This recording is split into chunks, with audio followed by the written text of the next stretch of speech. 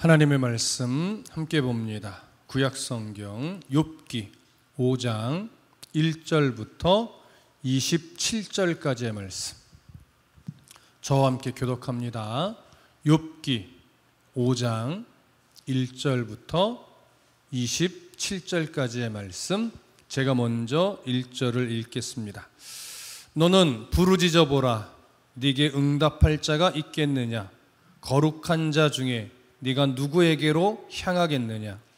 분노가 미련한 자를 죽이고 시기가 어리석은 자를 멸하느니라. 내가 미련한 자가 뿌리 내리는 것을 보고 그의 집을 당장에 저주하였노라. 그의 자식들은 구원에서 멀고 성문에서 억눌리나 구하는 자가 없으며, 그가 추수한 것은 줄인 자가 먹되 덫에 걸린 것도 빼앗으며 올무가 그의 재산을 향하여 입을 벌리느니라. 재난은 티끌에서 일어나는 것이 아니며 고생은 흙에서 나는 것이 아니니라. 사람은 고생을 위하여 났으니 불꽃이 위로 날아가는 것 같으니라. 나라면 하나님을 찾겠고 내 일을 하나님께 의탁하리라. 하나님은 헤아릴 수 없이 큰 일을 행하시며 기이한 일을 셀 수 없이 행하시나니, 비를 땅에 내리시고 물을 밭에 보내시며 낮은 자를 높이 드시고 애곡하는 자를 일으키사 구원에 이르게 하시느니라.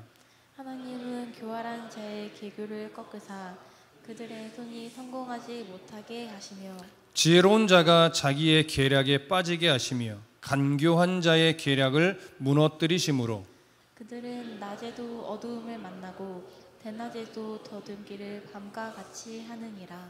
하나님은 가난한 자를 강한 자의 칼과 그의 입에서 또한 그들의 손에서 구출하여 주시나니, 그러므로 가난한 자가 희망이 있고 악행이 스스로 입을 다무느니라. 볼지어다 하나님께 징계받는 자에게는 복이 있나니 그런즉 너는 전능자의 징계를 업신여기지 말지니라. 하나님은 아프게 하시다가 싸매시며 상하게 하시다가 그의 손으로 고치시나니, 6가지 환난에서 너를 구원하시며 7가지 환난이라도 그 재앙이 네게 미치지 않게 하시며, 기근 때의 죽음에서 전쟁 때의 칼의 위협에서 너를 구원하실 터인즉, 네가 혀의 채찍을 피하여 숨을 수가 있고 멸망이 올 때에도 두려워하지 아니할 것이라. 너의 멸망과 기근을 비웃으며 들짐승을 두려워하지 말라. 들에 있는 돌이 너와 언약을 맺겠고 들짐승이 너와 화목하게 살 것이니라. 내가 내 장막의 편안함을 알고 내 요리를 살펴도 잃을 것이 없을 것이며, 네 자손이 많아지며 네 후손이 땅의 풀과 같이 될 줄을 네가 알 것이라. 내가 장소하다가 무덤에 이르니니 마치 곡식단을 제때에 들어올림 같으니라. 함께 읽습니다. 볼지어다 우리가 연구한 바가 이와 같으니 너는 들어보라. 그러면 네가 알리라. 엘리바스는 욥의 탄식을 안타까운 마음으로 들었습니다. 그러나 탄식을 들을수록 점점 마음이 불편해지기 시작했습니다. 왜냐하면 자신이 붙잡고 살아가던 신앙 원리에 자꾸 충돌되는 말을 욥이 계속하여 했기 때문입니다. 그래서 욥에게 말하죠. 너는 남들이 힘들어할 때는 그렇게 잘 위로하고 권면하고 용기를 주고 힘을 주더니 정작 그와 같은 일이 너에게 일어나니까 너는 네 스스로에게 왜 적용하지 못하느냐? 왜 그렇게 힘겨워하며 하나님을 원망하고 있느냐? 이렇게 지적을 했습니다. 그래서 엘리바스가 욥에게 해준 권면의 핵심은 바로 인과응보라고 하는 신앙 원리에 입각해서, 욥아, 네가 무슨 죄가 있으니까 이런 재앙을 겪는 거지. 그 죄를 빨리 인정하고 회개해라. 이것이 엘리바스의 핵심이었습니다. 그러나 엘리바스가 놓친 것은 그가 주장하는 인과응보의 신앙 원리가 하나님의 공의 아래서 대원칙으로는 맞지만 현세에는 완벽하게 이루어지진 않는다는 사실이었어요. 왜냐하면 아담과 하와의 불순종 이후에 이 현실은 죄가 들어왔습니다. 죄가 들어오니까 모순이라는 게 생겨요. 선과 악이 공존한단 말이죠. 그래서 악이 득세하고 선이 오히려 불의함을 당하는 이런 모순적 상황이 생기는 거예요. 하지만 하나님은 그런 악한 세상을 도구로 하여 자기 자녀들을 훈련해 내십니다. 더 성장시키시죠. 그러면서 하나님의 뜻을 이루어 가십니다. 그리고 하나님의 공의가 인과응보라고 하는 이 신앙 원리가 완벽하게 실현되는 시점은 주님 다시 오시는 그 마지막 때인 거죠. 이걸 욥도 몰랐고 엘리바스도 모르고 있어요. 엘리바스가 이 사실을 아직 깨닫지 못하니까 완전한 오류에 빠져 있죠. 그리고 욥도 이것을 모르니까 혼란에 지금 빠져 있는 거예요. 왜냐하면 자기도 그런 거의 동일한 원리를 붙잡고 지금까지 살아왔거든요. 하나님을 경외하며 악에서 떠나면 하나님이 늘 복주고 위험한 일이나 재앙을 주지 않는다, 이렇게 여기며 평생을 살아왔는데 지금 이 상황은 그 어떤 잘못도 하지 않았는데 말도 안 되는 재앙에 빠져 있거든요. 그러니까 하나님이 도대체 어떤 분인가, 내가 붙잡고 살아왔던 신앙 원리는 도대체 무언가, 이런 혼란에 빠진 거예요. 그래서 엘리바스가 지금 그런 오류 속에서 욥을 죄가 있음을 자꾸 지적하면서 빨리 회개하라고 강조해 온 것이죠.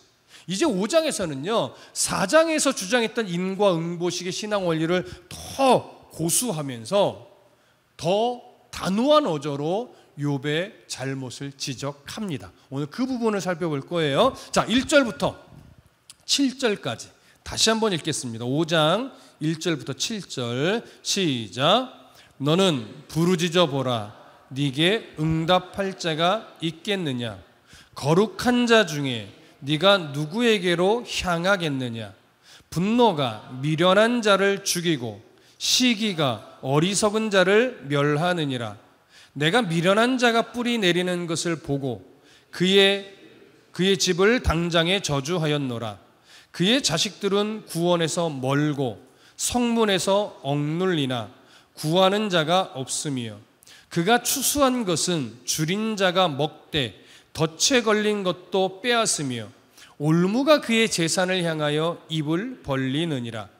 재난은 티끌에서 일어나는 것이 아니며 고생은 흙에서 나는 것이 아니니라.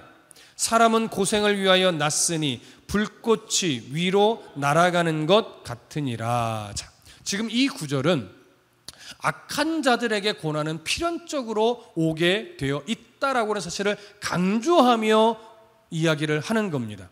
특히 1절에서 엘리바스는 욥에게 너는 부르짖어보라 이렇게 말해요. 이건 뭐냐면 네가 3장에서 그렇게 탄식하며 억울함을 호소했는데 너 그럼 계속해서 너의 억울함과 너의 의로움을 호소해 보아라, 이런 말을 하는 거예요. 그러면서 무슨 말로 이어가냐면 네게 응답할 자가 있겠느냐? 거룩한 자 중에 네가 누구에게로 향하겠느냐, 이렇게 말해요.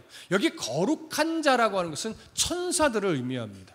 그러니까 네가 계속해서 억울함을 호소하며 네 의로움을 주장해봐.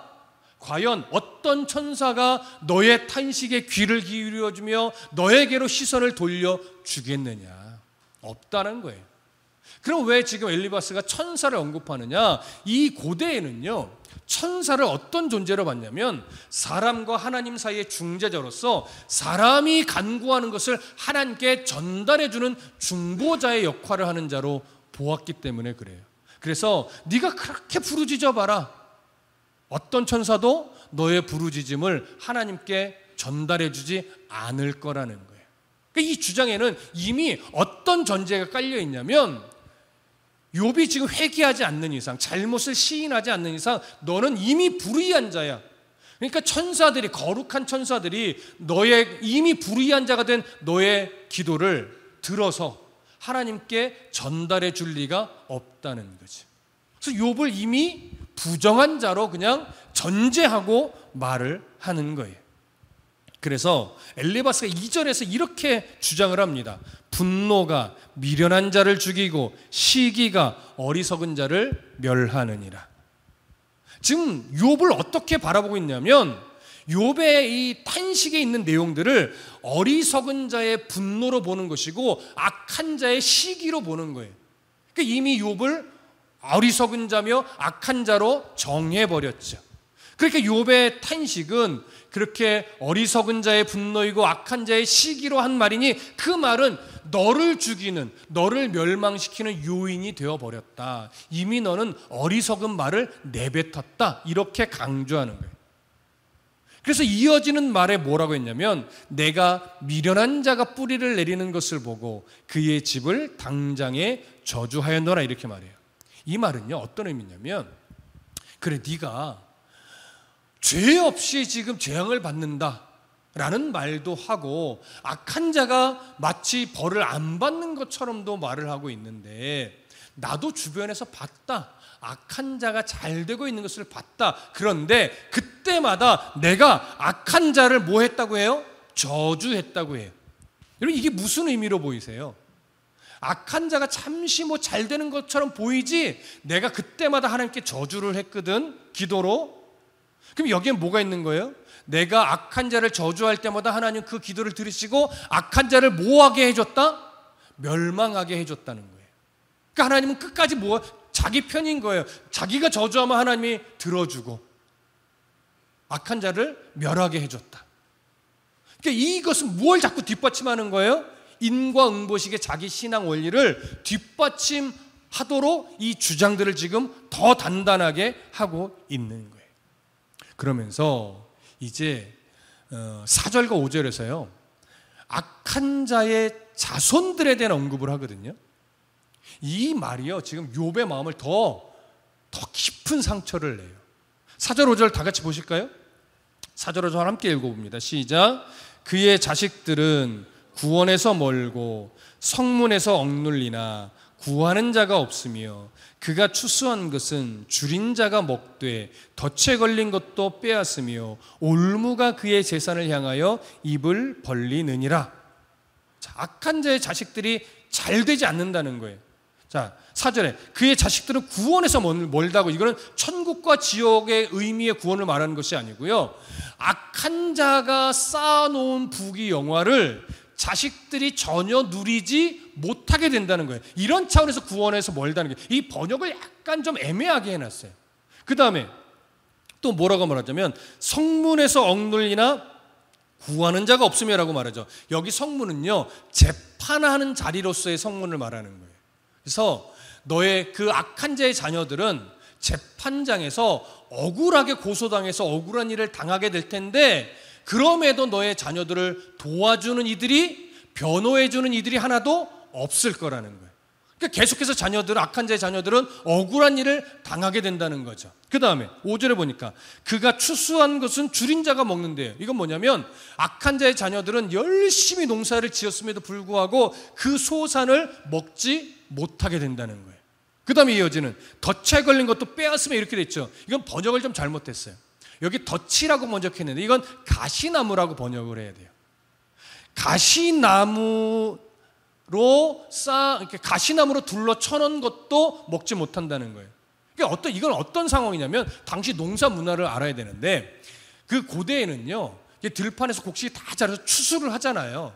그럼 바로 헛간이나 곡간에 넣는 것이 아니고 잠시 들에 이렇게 쌓아놓고서 그 곡식 둘레로 가시나무로 이렇게 둘러놔요. 잠시. 왜 가시나무로 둘러놓을까요? 첫 번째는 들짐승이 먹는 걸 막기 위해서 그래요. 그리고 두 번째는 악한 자들이 탈취해 갈 때 그 탈취해 가지 못하도록 위장해 놓는 거예요. 그러고 나서 이제 그것을 걷어내고 헛간이나 저장고로 이동을 하는 거거든요. 근데 그렇게 곡식을 보호하기 위해서 가시나무로 둘러 쳐놔도 결국은 그 곡식을 다 빼앗기게 될 거라는 의미가 되는 거예요. 이해되시죠? 그 다음에 올무가 그의 재산을 향하여 입을 벌린다라고 하는데, 이 올무도 번역이 잘못했어요. 이거 약탈자예요. 욥이 이제 제 소유를 뺏길 때 스바 사람들이 와서 약탈해 가고 갈대아 사람들이 와서 약탈해 가잖아요. 그런 스바 사람이나 갈대아 사람들처럼 약탈꾼들이 네가 그나마 모아놓은 곡식마저도 다 빼앗아 가게 될 거라는 거예요. 그러니까 악한 자의 자손들은 끝까지 고난의 고난을 계속 당하게 된다는 거죠. 근데 이걸 누구에 빗댄 거예요? 욥의 이미 죽어버린 자식들에 빗댄 거예요. 그러니 욥의 마음에 자식의 죽음으로 인해서 이미 깊은 상처가 나 있는데 그걸 더 후벼 파는 거죠. 근데 여기에는 어떤 사실의 의미가 이면에 담겨 있냐면, 욥의 자식들이 죽은 것은 누구의 죄 때문이다? 욥의 죄 때문이다. 이게 담겨 있는 거예요. 네 죄 때문에 네 자식까지도 그 모양이 됐잖아. 그러니 너 빨리 죄를 인정하고 회개해야지. 이런 의미가 되는 거예요. 자, 그래서 이렇게 자손들에 대한 언급까지 한 다음에 이제 결론처럼 6절과 7절을 말합니다. 6절과 7절 우리 다 같이 다시 한번 읽어볼까요? 시작. 재난은 티끌에서 일어나는 것이 아니며 고생은 흙에서 나는 것이 아니니라. 사람은 고생을 위하여 났으니 불꽃이 위로 날아가는 것 같으니라. 6절과 7절을 쉽게 얘기하면 이겁니다. 재난과 고생이라는 것이 아무 이유 없이 주어지는 것이 아니다라고 하는 거죠. 다시 말하면 욥아, 네가 겪는 재난과 고생들 너의 죄 때문이라는 것을 인정해.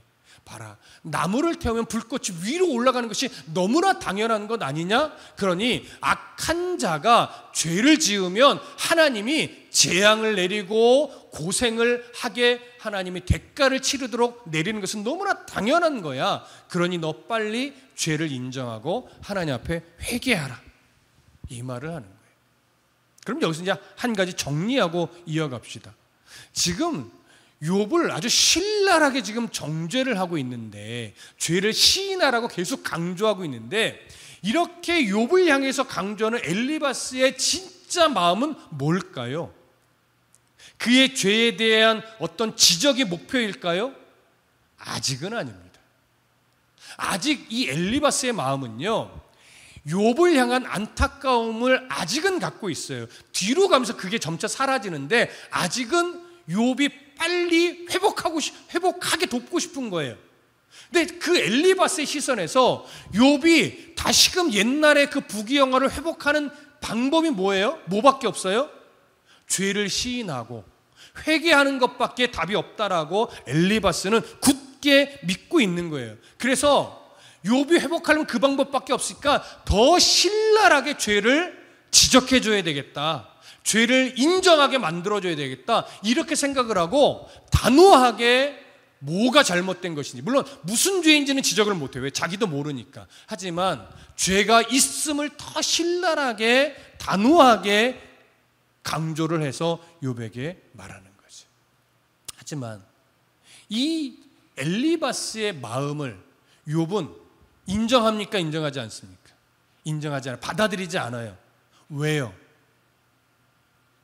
그가 주장하는 것과 욥이 지금 느끼는 것이 너무나 다르기 때문에 그래요. 아무리 생각해도 자기는 이런 재앙을 받을 만한 잘못을 한 적이 없거든요. 그러니까 엘리바스의 논리가 자기와는 맞지 않으니까 엘리바스의 진심을 보지 못해요. 지금 볼 수가 없어요. 그러니까 그 주장을 받아들이지 못하는 거죠. 계속해서. 자, 그러니까 엘리바스의 욥의 표정을 계속 볼 거 아닙니까? 욥의 표정이 자기의 말을 수긍하는 것처럼 보일까요? 안 보이죠. 그러니까 더 이제 신랄하게 이야기를 하면서 이제 약간의 회유성의 표현을 해요.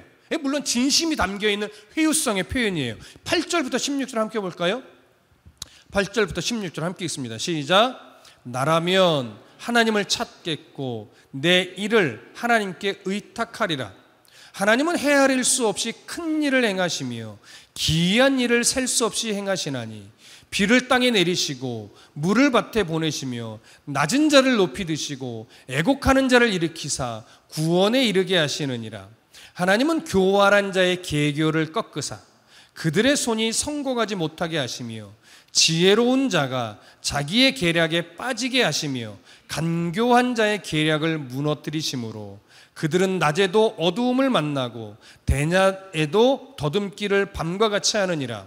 하나님은 가난한 자를 강한 자의 칼과 그의 입에서 또한 그들의 손에서 구출하여 주시나니 그러므로 가난한 자가 희망이 있고 악행이 스스로 입을 다무느니라. 엘리바스가 먼저 이렇게 표현합니다. 나라면 하나님을 찾겠고 내 일을 하나님께 의탁하리라. 이게 어떤 의미냐면 엘리바스가 말하는 거예요. 내가 지금 너와 같은 상황에 닥쳤다면 나라면 너처럼 탄식하지 않고 하나님을 구할 거야. 죄를 인정하며 하나님의 도우심을 구할 거야.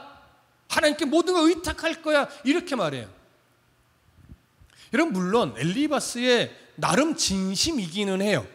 하지만 여러분, 엘리바스가 이렇게 말할 수 있는 건 뭐냐면요, 엘리바스가 아직 욥과 같은 재난을 당한 적이 없기 때문에 그래요.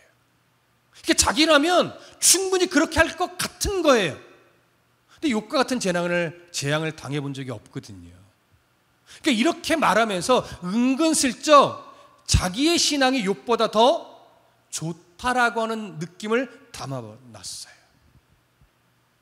하지만 엘리바스가 아무 이유 없이 원인을 알 수 없을 정도의 극악한 재난을 당한다면 엘리바스가 더 심하겠죠.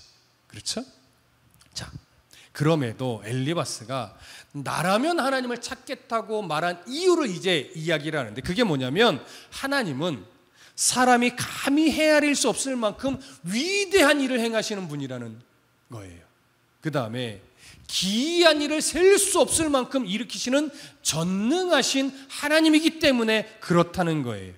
또한 하나님은 어떤 분이냐면 비를 내리시는 분이고 물을 보내시는 분이기 때문이라는 거예요. 여러분, 왜 비와 물을 말하냐면 이 고대에는요, 물을 보내시는 신이, 비를 내려주는 신이 최고의 신이라고 여겼어요. 왜? 농경사회니까. 물론 유목민도 있지만, 그래서 비를 내려주는 신이 최고의 신이라고 여기던 때였기 때문에 하나님이 어떤 신이냐? 물을 보내시는 최고의 신이기 때문에 내가 이런 말을 하는 거야, 이렇게 이야기를 하는 거죠. 그러면서 이런 하나님이 낮은 자를 높이 드시고 애곡하는 자를 일으켜 구원에 이르게 하시는 하나님이라고 말해요.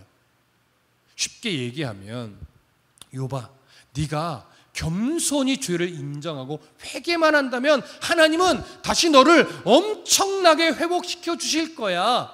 그러니까 뭐 해라? 죄를 인정하고 회개만 해라. 그래서 보세요. 12절에서 하나님은 교활한 자의 계교를 꺾으시고 그들의 손이 성공하지 못하게 하시며 지혜로운 자가 자기의 계략에 빠지게 하시며 간교한 자의 계략을 무너뜨리심으로 그들은 낮에도 어둠을 만나고 대낮에도 더듬기를 밤과 같이 한대요. 여기 지혜로운 자라는 표현은요, 욥처럼 지혜로운 자처럼 말하는 악한 자를 의미해요. 그러니까 스스로의 악함을 인정하고 겸손히 회개하면 하나님 그 사람을 모든 악한 것에서부터 보호하신다는 거예요. 하지만 자신의 악함을 인정하지 않으면 결국 대낮에도 어둠을 보게 될 것이고 끝까지 더듬으면서 인생이 험악해질 거라는 것을 지금 말하는 거죠. 그러면서 보세요.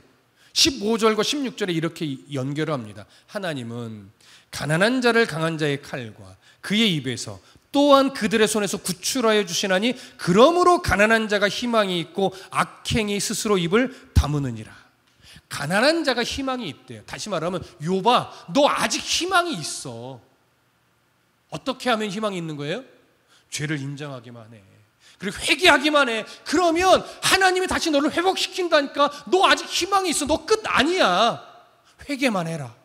그럼 너에게 희망이 있다. 여러분, 이거 엘리바스의 진심일까요? 가식일까요? 여러분, 아직 진심이에요. 그래서 엘리바스는 정말 욥이 빨리 예전과 같이 회복되기를 바라는 거예요. 근데 그 길은 하나밖에 없어요. 엘리바스의 시선에서 뭐밖에 없어요? 죄를 시인하는 것, 그리고 회개함으로 겸손히 하나님 앞에 서는 것. 그러면 희망이 있는 거예요. 하지만 이 말이 욥에게는 아직 다가오지 않죠. 왜냐? 욥 입장에서 내가 뭘 회개해야 되는데, 내가 뭘 잘못했는데, 이렇게 여겨지니까 엘리바스의 말이 하나도 귀에 들어오지 않는 거죠. 자, 성경을 조금 더 이어가 볼게요. 17절부터 22절까지 함께 읽습니다. 시작. 볼지어다 하나님께 징계받는 자에게는 복이 있나니 그런즉 너는 전능자의 징계를 업신여기지 말지니라. 하나님은 아프게 하시다가 싸매시며 상하게 하시다가 그의 손으로 고치시나니 6가지 환난에서 너를 구하시며 7가지 환난이라도 그 재앙이 네게 미치지 않게 하시며 기근 때의 죽음에서 전쟁 때의 칼의 위협에서 너를 구원하실 터인즉 네가 혀의 채찍을 피하여 숨을 수가 있고 멸망이 올 때에도 두려워하지 아니할 것이라. 너는 멸망과 기근을 비웃으며 들짐승을 두려워하지 말라. 엘리바스는요, 다시 한번 욥에게 말합니다. 볼지어다. 하나님께 징계받는 자는 복이 있나니 그런즉 너는 전능자의 징계를 없이 여기지 말지니라. 이 말은 뒤집어 보면 욥은 아직 지금까지는 지금 전능자의 징계의 의도를 이해하지 못하고 교만을 부리고 있다는 얘기예요. 그러니까 엘리바스는 너 지금 하나님이 재앙을 통해 너한테 지금 기회를 주고 있는 거야. 그러니 하나님이 기회를 줄 때 빨리 회개해. 회개하지 않는 건 전능자를 업신여기는 거야. 하지만 네가 회개만 한다면 하나님이 그동안 네가 겪었던 아픔을 다 싸매줄 거다. 그리고 6가지 고난, 환난에서 구원해주고 7가지 환난에도 네가 재앙을 당하지 않도록 도와줄 거야. 여기 6가지, 7가지라고 하는 것은요, 수많은이라는 의미예요. 꼭 숫자에 매이지 마십시오. 아무리 많은 재앙과 고난이 온다 할지라도 하나님이 너를 끝까지 지켜주실 거야. 하나님은 이렇게 회개하는 자에게는 생존의 위협을 가하는 기근이나 전쟁이 일어나도 구원해 줄 것이고, 사람의 조롱, 여기 21절에 보면 네가 혀의 채찍을 피하여 숨을 거라고 얘기하잖아요. 이 혀의 채찍이 사람들의 조롱을 말하는 거예요. 그래서 사람들의 조롱도 너에게 오지 않도록 막아주실 것이고 멸망 속에서도 지켜줄 거야. 이런 의미의 표현입니다. 자, 여러분, 여기서 이 엘리바스가 하고 있는 이 말들이요, 우리가 그냥 부정적으로 외면해야 될 말일까요? 사실 우리 이 엘리바스의 말들을 보면 우리가 기도 중에도 하는 말이기도 해요. 하나님, 저 악한 자의 계교를 막아주시고 우리를 그 악에서 좀 도와주시고 구원해 주십시오. 하나님이 지혜롭다 말하는 저 악인들의 입술을 막아주시고 하나님 앞에 의롭게 살아가려고 하는 우리들을, 나를 하나님 도와주시사 구원해 주십시오. 이런 유의 기도를 우리도 한단 말이에요. 하지만 우리는 성경을 통해서 이런 기도를 할 때 항상 어떤 전제를 붙이죠? 그리 아니하실지라도, 내가 원하는 기도대로 하나님이 들어주시지 않는다 할지라도 나는 하나님을 끝까지 섬기겠습니다. 이런 고백을 함께 덧붙이죠. 그런데 여러분, 이런 어떤 엘리바스가 강조하고 있는 이 부분을 우리가 무조건 무시할 수는 없어요. 왜냐? 대원칙으로는 맞는 말이기 때문에 그래요. 그리고 어떤 부분은 일상에서도 적용되어지고 있는 진리이기도 해요. 100% 완벽하게 이루어지는 진리는 아직 아니지만, 그럼에도 보편적으로 이 교훈들이요, 우리들의 일상에 적용될 수 있는 교훈들이에요. 다만 누구의 상황에만 어울리지 않는 거예요? 욥의 상황에만 어울리지 않는 거예요. 그래서 여러분, 고린도전서 3장 19절에 가보면 어떤 기록이 있냐면, 바울이요 고린도 교회에 이런 말을 해요. 이 세상 지혜는 하나님께 어리석은 것이니 기록된 바 하나님은 지혜 있는 자들로 하여금 자기 꾀에 빠지게 하시느니라 하였고, 이렇게 말하거든요. 여기 기록된 바라고 해서 이 기록이 어느 기록을 말하냐면 욥기 5장 13절을 말하는 거예요. 엘리바스가 했던 말. 엘리바스가 이렇게 말했어요. 지혜로운 자가 자기의 계략에 빠지게 하시며 간교한 자의 계략을 무너뜨리심으로. 이 구절을 바울이 인용해서 고린도 교회의 교훈의 내용으로 삼았던 거예요. 그럼 바울이 왜 이 엘리바스의 말을 인용했을까요? 이 주장이 욥에게는 적용할 수 없지만 일반적으로 옳은 말이라는 것을 바울이 알기 때문에 그래요. 그래서 교훈으로 주기에는 충분하다라고 여겼기 때문에 바울도 엘리바스의 말을 인용하여서 교훈을 준 겁니다. 그렇기 때문에 이 욥기를 보면서 이 친구들이 한 말이라고 해서 우리가 무조건 부정적으로 여기면 외면하실 필요는 없어요. 그 말의 본질은 우리가 이해하고 교훈으로 받을 것은 받으셔도 무방합니다. 이 구절을 연구하면서 저도 하나 깨졌던 것이 뭐냐면, 욥기의 가장 유명한 말이 그거죠. 네 시작은 미약하였으나 네 나중은 창대하리라. 이 빌다시한 말이거든요. 그런데 빌다시한 이 말을 하나님이 인정하지 않았어요.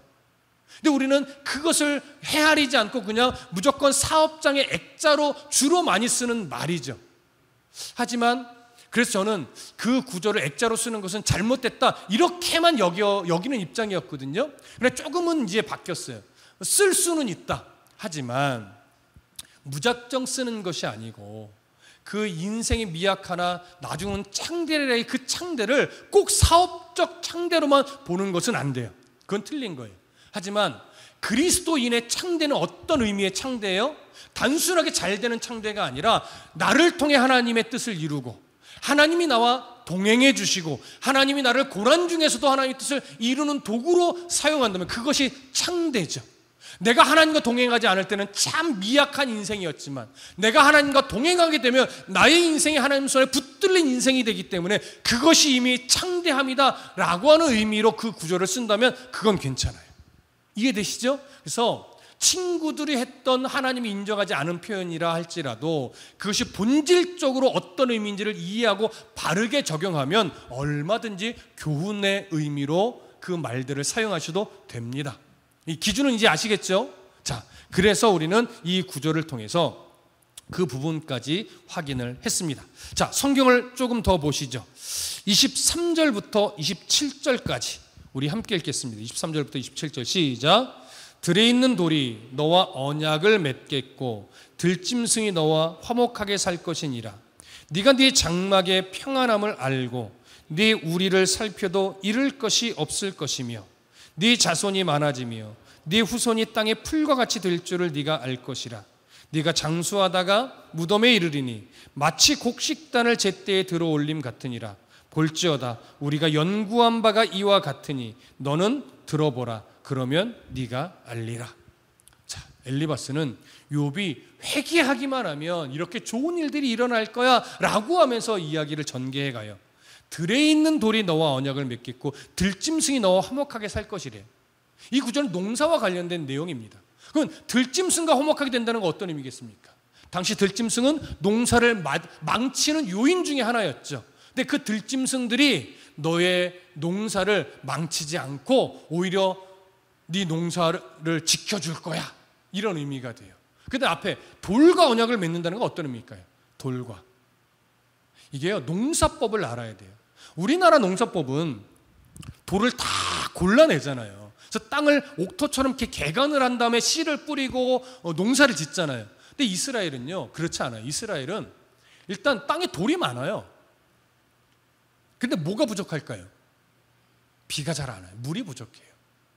그런데 놀랍게도 낮과 밤의 기온차가 심해서 이슬이 잘 내려요. 그러면 이슬이 내릴 때요 돌들의 역할이 뭔지 아세요? 그 이슬을 쫙 머금어요. 그러다가 아침에 그 머금었던 이슬을 흙으로 다 쭉 내려보내요. 흘러내려보내요. 그 물로 인해서 흙에 심겨진 싹이 잘 트고 자라는 거예요. 그렇기 때문에 이스라엘은요 농지를 개간하지 않고 그냥 돌이 있고 가시나무 있고 뭐 길가도 있고 이런 밭에 이런 곳에 그냥 씨를 흩어 뿌려 막 던져요. 그래서 우리가 이 비유 있잖아요. 돌짝밭, 길가밭, 옥토밭, 가시밭. 이 비유가 사실은요 옥토밭이 되라 이 교훈이 아니에요. 원래는 그 교훈을 할 수는 있지만 그 교훈이 주된 목적이 아니에요. 개간하지 않는 저 밭, 그냥 돌도 있고 길가도 있고 가시밭도 덤불도 있고 이렇게 이런 땅에 그냥 씨를 뿌리면 야, 저 땅에서 무슨 싹이 날래나 라고 여겨지지만 놀랍게도 이슬이 내리고 그 돌들이 품었던 이슬들이 흙으로 싹 내려보내면서 결국은 구석구석에 있었던 그 옥토 속에 있는 씨앗이 자라서 풍성한 열매를 맺게 된다는 거예요. 그래서 하나님이 하나님의 나라를 확장시켜가는 일은 그 어떤 상황도 막을 수가 없다는 거예요. 비록 가시밭과 같은 데서는 자라지 못할지라도 길가밭 같은 데서는 자라지 못할지라도 하나님은 자기 백성을 찾아내어 물을 주고 씨를 싹이 트게 하듯이 하나님의 나라를 하나님께서 확장시켜 간다는 의미의 교훈이 원래는 그 비유에 있는 교훈이에요. 그럼에도 우리가 옥토밭이 되어야 하는 것은 맞기 때문에 그런 교훈을 주어도 우리가 새겨서 은혜를 받으면 되는 거예요.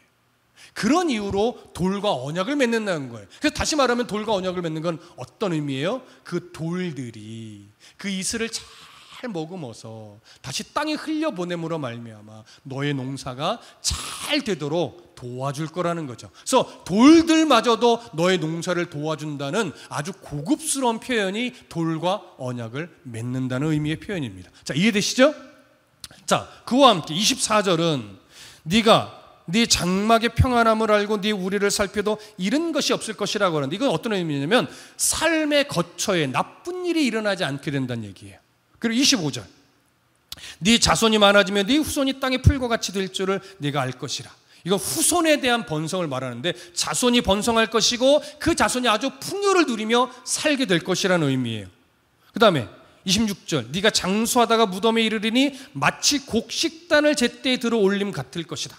이건 어떤 의미냐면 곡식단이 추수를 해서 곡식단에 올려진다는 건 뭐냐면 이 땅의 영양분을 충분하게 먹고 나서 잘 자란 다음에 제때에 추수를 하여 곡식단에 올려진다는 것처럼 우리에게 하나님 허락하신 그 명이, 수명이라는 게 있잖아요. 그 수명이 닿을 때까지 하나님의 은혜를 충만하게 누리며 살다가 하나님이 원하시는 때에 하나님을 만나게 될 것이라는 거예요. 단순하게 오래 산다는 의미가 아니에요. 그래 얼마나 그 삶이 복된 삶이겠습니까? 그래서 27절에 이렇게 말하죠. 볼지어다 우리가 연구한 바가 이와 같으니 너는 들어보라. 그러면 네가 알리라. 엘리바스가 가장 나이 많은 자로 여겨지는데 엘리바스가 내가 이렇게 오래 살아보니 내가 평생 동안 발견한 것이 바로 이 원리다. 그러니 너도 한 번 더 깊이 심사숙고하여 고민해봐라. 그러면 내가 왜 이렇게 말하는지 너도 알게 될 거다. 이렇게 마지막 결론을 맺은 거예요. 자, 결국은 마지막까지 무엇을 강조한 거예요? 인과응보식 신앙이 이 세상을 지배하는 하나님의 절대적인 원칙이다. 이렇게 강조를 한 거와 동일한 겁니다. 자, 여기까지 내용을 볼 때 엘리바스와 욥에게는요 사실 한 가지 공통점이 있어요. 그게 뭘까요? 욥이 겪고 있는 재앙이 누가 보낸 거다? 하나님이 보낸 거다. 이렇게 둘 다 여기는 거예요. 하지만 이 재앙을 하나님이 보내셨나요? 아니죠. 하나님은 보호의 울타리만 딱 걷었더니 이 재앙을 누가 보낸 거예요? 사탄이 보낸 거예요. 그래서 우리는 처음부터 강조됐어요. 하나님이 왜 보호의 울타리를 거두셨어요? 욥에 대한 신뢰였다는 거죠. 욥이 자기 신앙을 버리지 않을 거다. 욥은 소유로 인한 신앙이 아니라 하나님과의 관계를 지켜내기 위한 신앙이었기 때문에 소유를 잃어버려도 욥은 신앙을 버리지 않을 것이다. 하나님은 그걸 증명하기 위해서 이 시험을 허락했음을 우리는 이미 정리를 했었습니다. 그와 함께 욥의 신앙을 한 단계 뭐예요? 업그레이드 시키고자 하는 의도도 있다라고 우리는 정리를 했습니다. 왜냐하면 신앙의 고정관념이 한번 꺾여야 내가 알고 있던 그 신앙의 기준보다 더 크신 하나님을 만날 수 있거든요. 그래서 하나님 그 성장하는 기회를 주기 위해 이 사탄의 시험을 허락하신 거죠. 근데 차이점도 있어요. 하나님이 재앙을 보냈다라고 생각하는 이 공통점이 있지만 차이점은 재앙의 원인이에요. 엘리바스는 욥에게 우리가 알지 못하는 죄가 있을 것이다. 그래서 재앙을 얻은 거다. 이렇게 엘리바스는 생각하는 것이고 욥은 아무리 생각해도 나는 이 재앙을 받을 만한 죄가 없다. 그래서 이 재앙의 원인이 도대체 뭔지 나는 모르겠다. 이렇게 되는 거죠.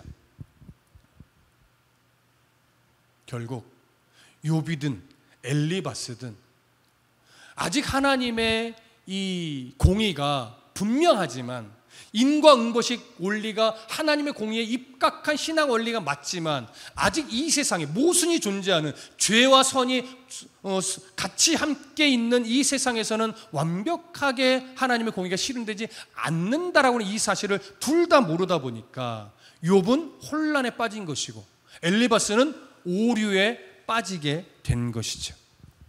그래서 우리는 이런 오류에 빠져있는 엘리바스식의 신앙이 대원칙으로는 틀린 것은 아니기 때문에 우리가 무조건 부정적으로는 볼 필요 없다는 것을 우리는 앞에서 정리를 했습니다. 자, 이제 마지막으로 4장과 5장에 담겨있는 엘리바스의 진짜 진심이 뭐냐? 그건 욥을 무조건 정죄하기 위함은 아니라는 걸 이해하셔야 돼요. 앞에서 잠깐 언급했듯이 지금 엘리바스의 마음은 아직까지는 뭐냐면, 욥아, 너 이 재앙을 당하면서 지금 이 상황이 너무 힘들다고 하나님 왜 그러시냐고 항변하고 차라리 날 죽여달라고 지금 자꾸 하나님 앞에 간구하는데, 그러지 말고 제발 좀 너의 죄를 인정하고 회개해. 그래서 죽으려 하지 말고 다시 하나님 앞에 서서 삶을 회복하여 살려고 노력을 좀 해라. 나는 네가 다시 회복하여 풍요를 누리며 그렇게 하나님 복 안에 살아가는 모습을 나는 보고 싶다. 이게 아직까지 엘리바스의 진심이에요. 엘리바스가 너무 단호하게 죄를 지적하니까 부정적으로만 여겨지지만, 지금 아직까지 엘리바스의 심정은 욥이 회복하게 도와주고 싶은 거예요. 도와주고 싶은 마음이 너무 크니까 어떻게 도와주려고 해요? 죄를 시인하게 만들려고 하는 거예요. 죄를 시인하게. 그러다 보니까 아직 욥의 이 상황들을 충분하게 헤아리지 않고 자기 신앙 원리만 고집하게 되므로 욥과 충돌을 지금 일으키게 된 거죠. 여기서 우리는 오늘 중요한 몇 가지 교훈으로 마무리를 하려고 하는데, 첫 번째, 엘리바스의 실수가 뭡니까? 욥과의 관계에서 엘리바스가 실수한 건 뭐냐면, 그는 분명 욥에 대한 진심이 있었지만 욥의 상황을 충분히 헤아리지 않고 자기식의 권면을 해버렸어요. 욥을 안다고 말하지만 욥이 정말 어떻게 살았는지, 어떻게 하나님을 경외하며 얼마만큼 죄에서 떠나려고 노력해왔는지 그걸 헤아리지 않고 무조건 너 잘못이 있잖아, 이렇게만 지적한 거예요. 이것이 엘리바스의 문제점이었어요. 그럼 욥이 갖고 있던 문제점은 뭐예요? 자기가 혼란에 빠져 있다 보니까 욥을 향한 엘리바스의 진심을 볼 수 없었죠. 그러니까 그의 말을 더 깊이 헤아리며 들을 수가 없었던 거예요. 그러니 권면하는 자도 사실은 그 대상자의 마음이나 삶을 충분하게 헤아린 다음에 그에게 진심 어린 조언을 지혜롭게 하는 것이 필요합니다. 또한 이 권면을 받는 자도 무작정 불편하다고만 여기지 말고 어떤 마음으로 나에게 권면을 하는지 그의 진심을 바라볼 수 있는 넉넉한 마음이 사실은 필요한 거죠. 우리들의 공동체에서도요, 그게 안 될 때 서로가 불편해져요. 목회자와 성도의 관계도, 성도와 성도 관계에서도 때로는 권면이 필요하고 위로도 필요한데, 권면을 할 때 지혜가 부족하니까 그 사람의 마음을 충분히 헤아리지 못하고 조금 함부로 권면하게 될 때 거기서 불협화음이 생겨요. 또 그 권면해 준 사람의 진심을 헤아리지 못하니까 그 권면을 부담으로 불편하게만 받을 때 또 불협화음이 생겨요. 그래서 권면을 하는 자나 권면을 듣는 자나 여러분, 지혜가 필요하고 진심을 나누는 이 과정이 정말로 필요합니다. 그런 모습이 우리 공동체 안에 있기를 간절히 소망합니다. 이제 놓치지 말아야 할 마지막 하나가 뭘까요? 하나님의 섭리는, 성도의 삶을 다루어 가시는 하나님의 섭리는 너무나 크고 놀라워서 우리가 다 헤아릴 수 있다 없다? 헤아릴 수 없다. 그러나 분명한 한 가지는 뭐냐? 하나님은 자기 백성을 무조건 벌하기 위해 재앙을 주시는 분은 아니라는 사실이에요.